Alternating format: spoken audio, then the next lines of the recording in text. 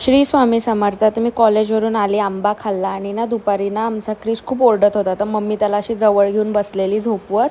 मग नंतर मी चहा बनवला आमच्या सगळ्यांसाठी.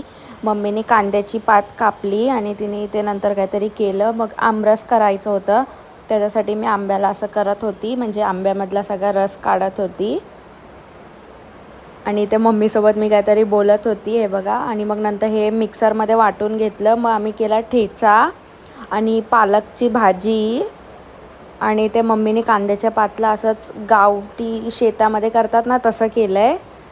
गवारीची भाजी केलेली आणि हे बघा आमरस रेडी आहे. त्याच्यामध्ये मम्मीनंतर थोडंसं दूध टाकलं.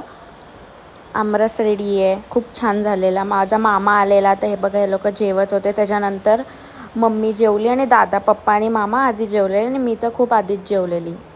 आजसाठी एवढंच. बाय.